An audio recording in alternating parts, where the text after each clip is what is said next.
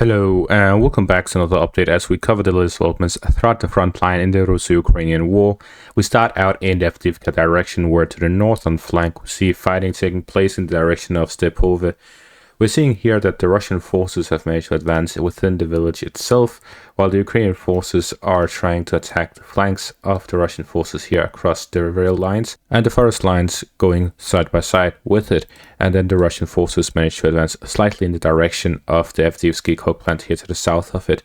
So we're seeing here that the Russian forces are trying to pressure the Ukrainian forces here in the northern flank, and the Ukrainian forces are in turn trying to push them out of their forest lines by narrowing down their areas of operation so that they can focus and concentrate their firepower in one place, which is the Pova itself, which will definitely end up in ruins very soon, similar to Andrivka, as we see the size is very small, and with the heavy concentration of forces and firepower in this direction, it is natural that it is going to be completely destroyed in a matter of time. Considering these developments, we have to take a look at the weather, and the weather for Avdiivka over the next week will continue in the negatives with snow on a couple of days.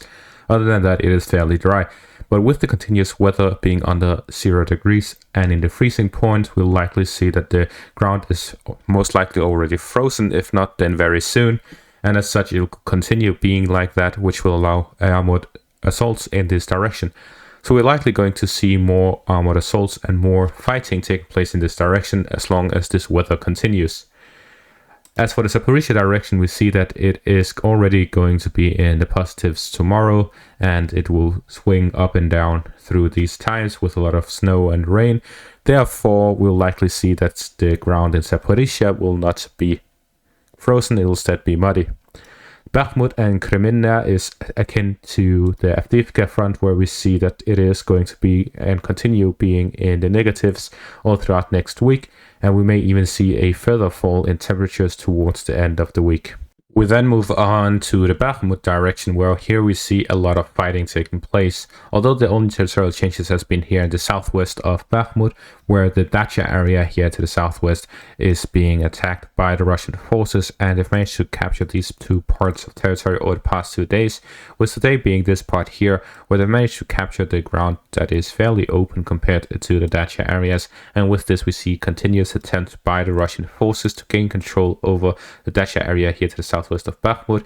And with this we can see two things. The first one is that they're looking to pressure the Ukrainian forces by Klishchivka, and the second thing is that they're looking to attack in the direction of Ivanivsk from the direction of Bakhmut itself. So with this we see that there's going to be a lot of pressure and a lot of fighting here at the west of Bakhmut. We also see this in combination with the advancement yesterday on the hills to the northwest of Klishchivka, as well as the fortifications. And with that, we see that there's going to be a lot of pressure on the Ukrainian forces. And we see that the focus of the Russian forces is clearly here to the west of Bakhmut, completely disregarding these areas, including Klishchivka and Andrivka, over the past few days throughout this month. And with that, it is clear that the Russian forces are looking to cut them off by reaching the canal line, which will leave the Ukrainian forces in the south vulnerable. And as such, they're likely to focus their forces on Ivanivsk, as well as Bohdanivka and Kalininia, as well as here in the north of Klishchivka, get control over the fortifications, and then push down to the canal to cut off the Ukrainian forces in the south. The recent advancements by the Russian forces, which include this one here in the north of Klishchivka, to the southwest in the Dacha area, as well as by the Homova area, north of that in the direction of Bohdanivka, all of these advancements seem to be as a result of further Russian reinforcements in the Bakhmut direction, including Wagner forces, and from this we can infer that there's going to be, and this is likely an indication that an offensive operations by the Russian forces have already started here to the west of Bakhmut, and they'll likely target Jezhev Yar. Jezhev Yar is a hill fortress that is overlooking the whole area east of the Sloviansk-Konstantinivka line. This line here is a fortification of the Ukrainian forces which have been built, and it is essentially the final heavily fortified area in all of Ukraine. The other areas have more recent fortifications, while this line here is the last one of the ones that have been fortified over the past 8 years during the Ukrainian Civil War, which is now 10 years. But essentially what we're saying is that the Russian forces are looking to capture Chasiv Yar, which will overlook this whole line, this whole fortification, and as such they'll be able to pressure this final line of defense. Without the Sloviansk-Konstantinivka line, the Ukrainian forces would be in a situation where their focus would be on building new fortifications all throughout the country, which they have already started doing after the failed Zaporizhzhia offensive. With Zelensky seeing that the situation is going more and more in Russia's favor, they're looking to go on the defensive to try and drain the Russian forces in their offensive operations, because that is when the Russians lose their most men, when they are on the offensive.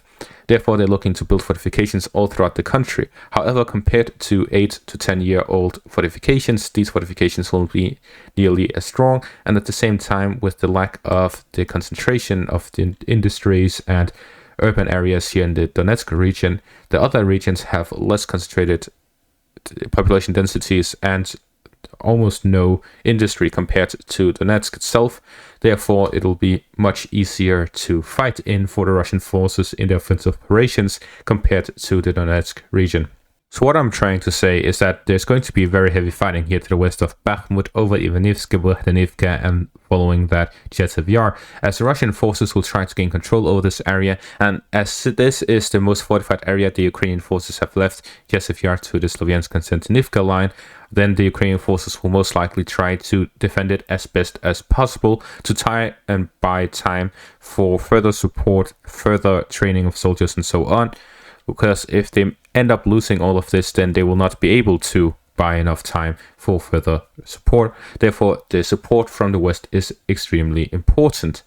And talking about the support of the West, there's this CNN article, Ukraine's US lifeline is hanging by a thinning thread, where we see these quotes as, "We're running out of money and we are nearly out of time," by Biden's National Security Advisor Jake Sullivan. A vote against supporting Ukraine is a vote to improve Putin's strategic position. So we're seeing that the Congress voted yesterday to aid Ukraine with a $60 billion package. It failed to go through, therefore the Senate didn't have to vote for it. And Zelensky was scheduled to talk to the Senate prior to the vote, but since the vote never came through Congress, he actually cancelled the speech he was going to give to the Senate, citing reasons that happened suddenly, which you can infer is probably Congress voting no to the aid package, which has now been delayed for weeks. Since October, it has been delayed, so it is now 2 months since they first came up with this package and is still yet to go through, even despite Biden combining the Ukraine aid package with border aid as well as Israel aid. So now that all of these three cannot go out together, then all of three are extremely delayed for 2 months now. So we're seeing that the United States political situation is having severe consequences for the Ukrainians, them now being forced to go on the defensive due to the lack of aid. And as Jake Sullivan said, the US National Security Advisor, the aid money has essentially run out. There's like 3% left. Therefore, Ukraine has hardly anything left to receive. And there we go to the Kreminna area, where we see yet again the Russian forces have managed to advance after the couple of days prior, where they managed to advance in the northwest of Kreminna. So they're getting closer and closer to Polivka and Terny, which is to the east of the Serpets River. So we're seeing the Russian advances here in the Kreminna front, in the Bakhmut front, and in the Avdiivka area. Therefore, we're seeing a constant advance by the Russian forces in these three areas. And this is just the start of the winter. The ground hasn't even frozen yet. Therefore, we're seeing that the situation for Ukraine is deteriorating, and the longer it takes for any aid to arrive to Ukraine, the worse it gets. And that is going to be all for this update. Thank you all for watching, and have a great day.